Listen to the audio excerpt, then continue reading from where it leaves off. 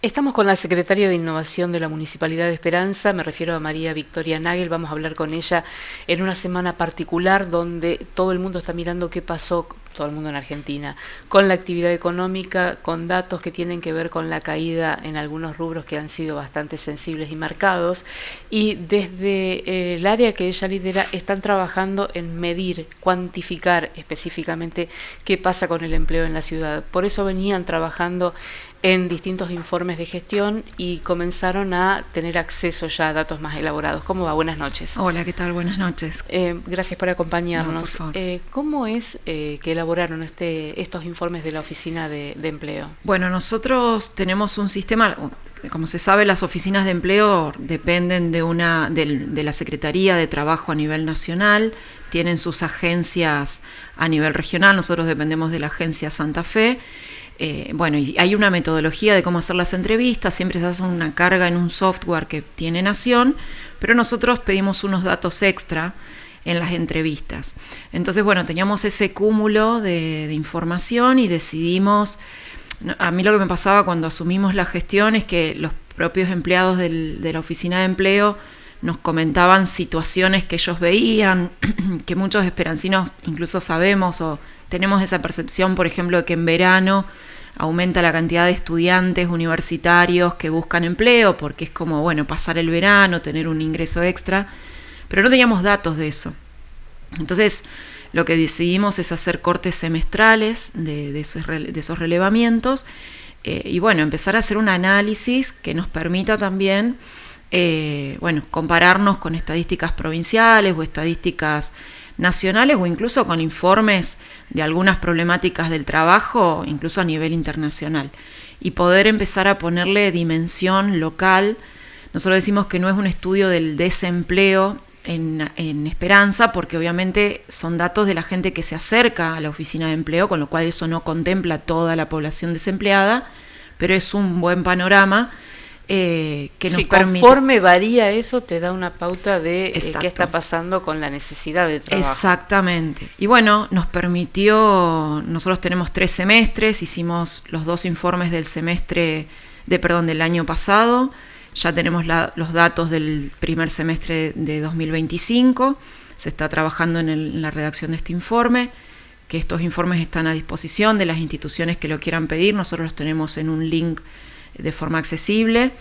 Y bueno, la idea es también aportarlo a las instituciones. El viernes hicimos una presentación, pero algunos datos, por ejemplo, notamos el año pasado un incremento de la población de más de 40 años buscando trabajo, y esto se notó incremento a lo largo del año. ¿Más hombres o mujeres? Más mujeres, y en este sentido lo bueno que tiene esto es que surge de una entrevista. Entonces uno tiene el dato de lo que la persona le contó, porque no es un formulario que la gente llena, sino que te cuentan, te narran situaciones.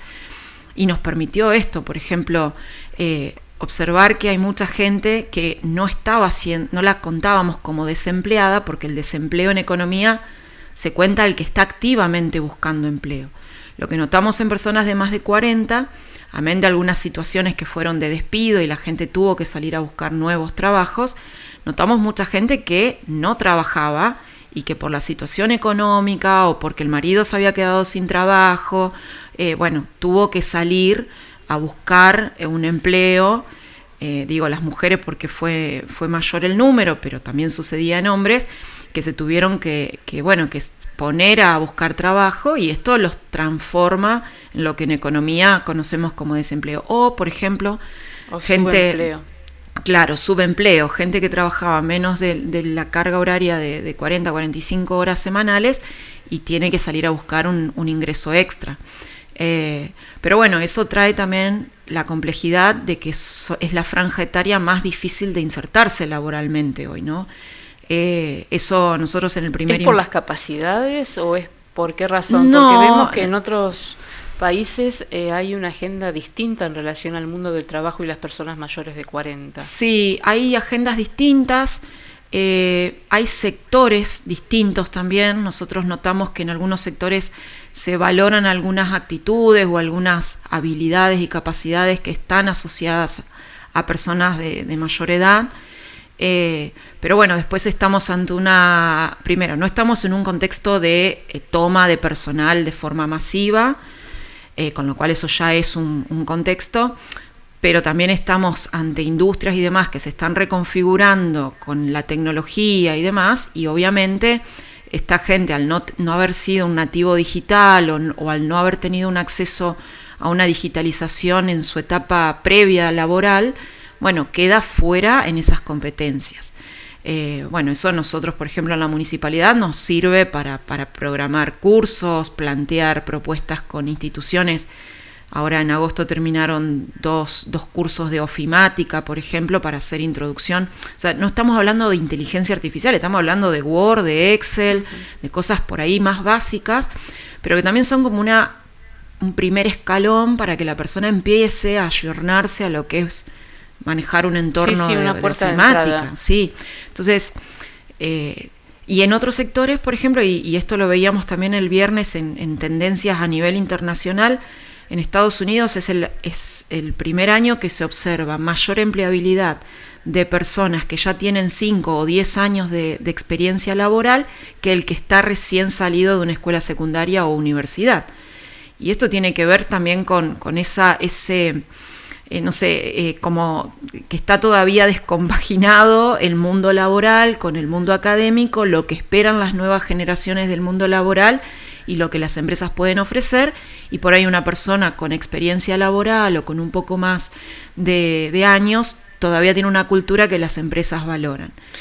No es similar en todos los sectores, por supuesto. Pocos días, hablando justamente de empleo, a un consultor que hablaba de lo que pasa en relación a las personas muy jóvenes, que esto ha cambiado, que no tienen el deseo, la aspiración de permanecer en un trabajo determinada mucho tiempo. Sí. Y esto hace que entonces aquellos que van a contratar piensen dos veces en qué tomar, claro, pensando en la inversión que significa un empleado, capacitarlo y darle condiciones para que no se vaya tan rápido. Sí, la famosa curva de aprendizaje que todas las empresas tienen como que invertir en esa curva de aprendizaje, sobre todo cuando es el primer, no nuevo en tu empresa, es el primer trabajo que tiene esa persona. Laboral. Claro, no sé, escuchábamos el otro día casos de gente que maneja muy bien un celular o maneja bien redes sociales, pero tiene que atender a una persona en un mostrador y se le terminaron las herramientas porque no tiene la interacción personal, porque no sabe cómo pedir ayuda.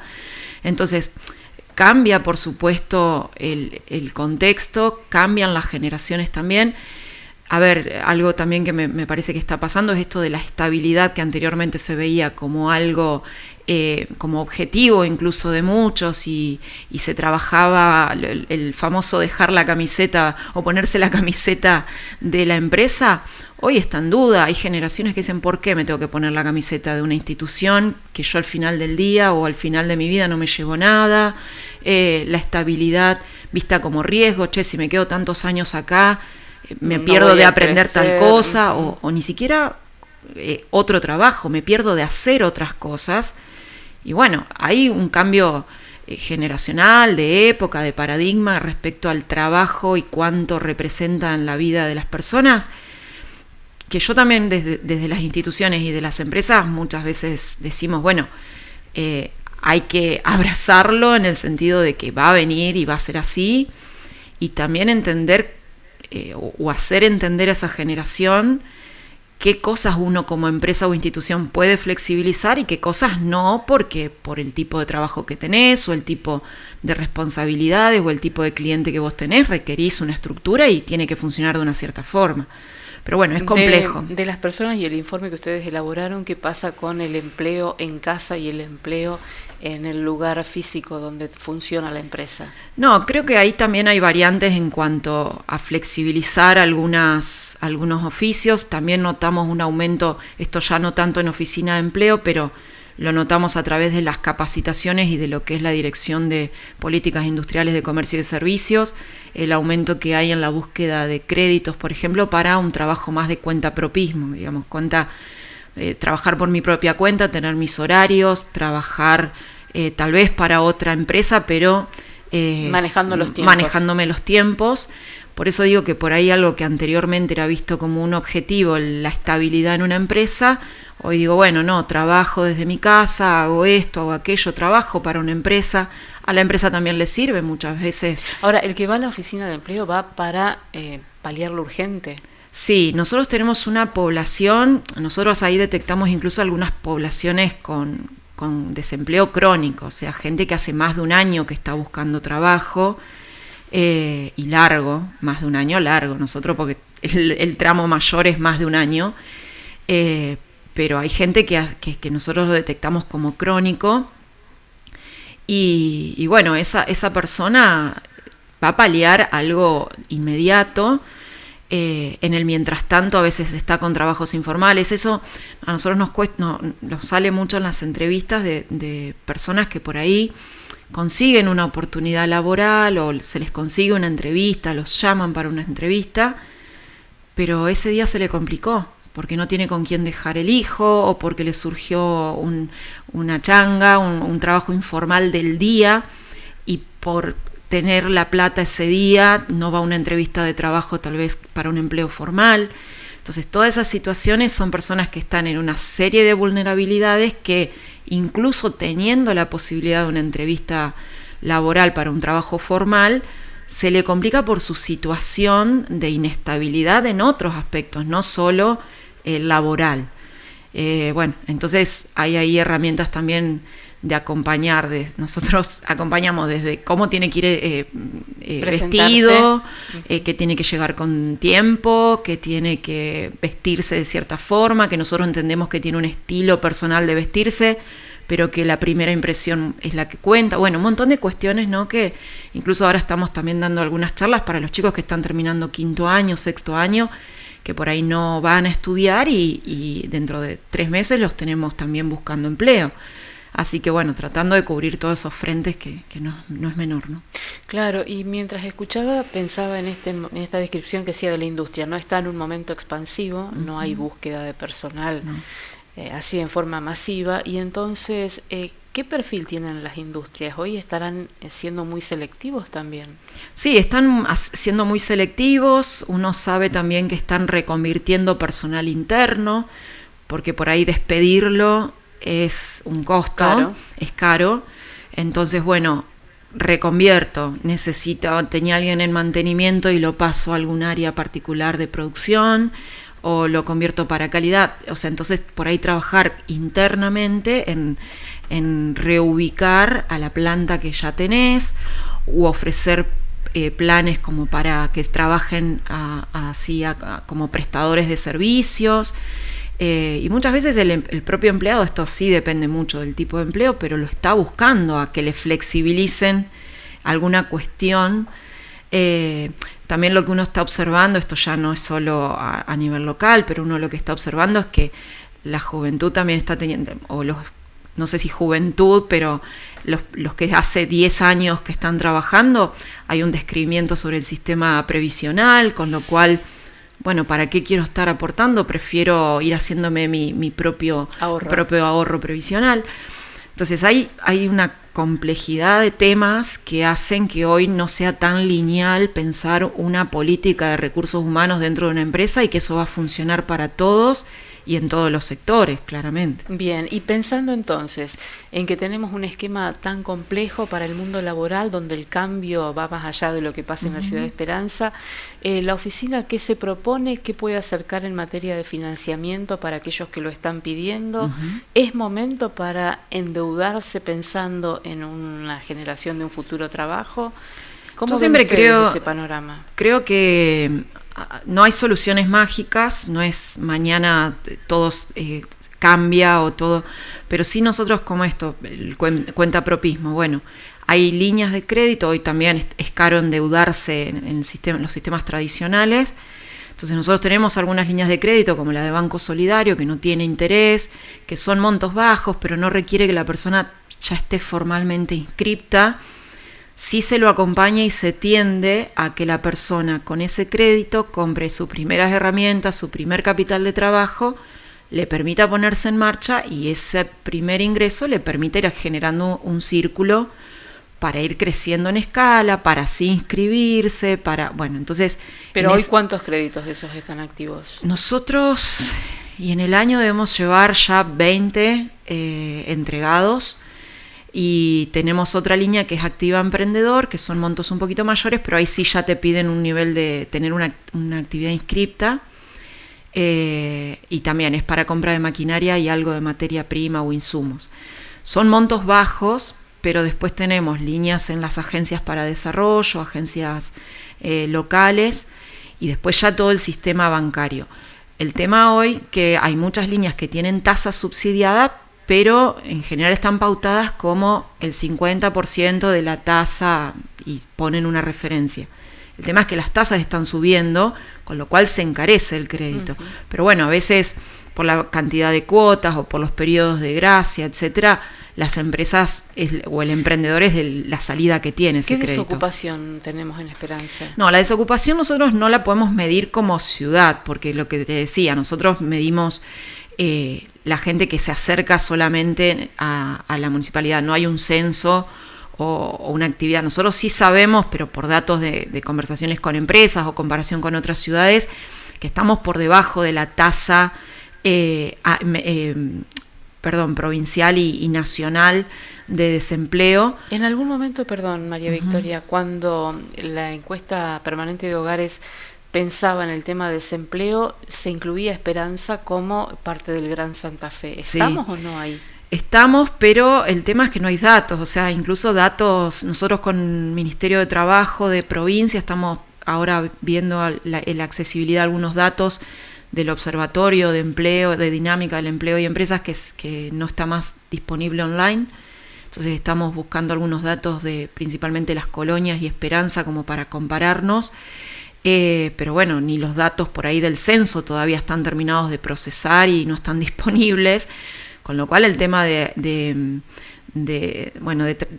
datos de empleo y de cualquier tipo están a nivel de por ahí de departamento, pero no están por sector productivo, por ejemplo. Entonces es muy complejo sacar conclusiones, y aparte, sumado a esto, que los datos que tendríamos, excepto que sean de un censo, no tenés mucha informalidad hoy también en el trabajo. Entonces, por más que uno hable con empresas y demás, las empresas te hablan muchas veces del empleo registrado y situaciones que tienen con sus empleados, pero después tenés un montón de cuentas propistas, de empleo informal que no está siendo relevado. Es decir, que la aspiración es continuar con este tipo de informes y avanzar en alguna medida en cuantificar qué pasa con el resto de los campos laborales. Sí, nosotros, por ejemplo, detectamos algunas cuestiones, por ejemplo, el tema del alto porcentaje de población que no termina el secundario, entonces articular con algunos programas de provincia que sirven para acompañar sobre todo a los chicos estos que les quedó. Nosotros nos da risa porque es tragicómico, digamos, pero en las encuestas te dicen tengo el secundario, que es algo que cuando uno mira las búsquedas de las empresas es de mínima, o sea, hoy ya es hasta terciario. Y ellos te dicen sí terminaron, y después 2 preguntas después les preguntas si le queda alguna materia y te dicen sí, que me quedan 3 materias. Entonces el secundario no lo tenés completo. Estadísticamente vos tenés secundario incompleto. Y cuando tienen que ir a buscar un trabajo, él no lo terminó y el otro sí. Entonces trabajar, por ejemplo, articulando con educación para que completen los tramos educativos que le queden, sea secundario, terciario, lo que sea. También articular con programas de empleo para que el que trabaja pueda también estudiar, y algunas otras situaciones como esto, de los mayores de 40, para esa reconversión laboral. Y otra cosa que detectamos es la sobrecalificación del desempleo en personas de género femenino. O sea, personas de género femenino en general están más calificadas y más tiempo buscando trabajo. Bueno, eso es una realidad de nuestra ciudad, ¿no? ¿Es un prejuicio? No sé si es un prejuicio. Nosotros creemos que hay tipos de trabajos que están más vinculados con la fuerza, física que se necesita. Pero bueno, también en algunas circunstancias tiene que ver con poder empezar a pensar entornos laborales que permitan que las mujeres se inserten. O sea, desde tener un baño separado, el tener espacios, digamos, donde ciertas conversaciones, o haya un respeto, cosas que por ahí son tradiciones dentro de una fábrica. Bueno, empezar a cambiar eso, a poner un poco más de, no sé si orden, pero a poder a convivir, como se convive fuera de una empresa, convivir dentro, ¿no? Gracias, es muy amable. No, por favor.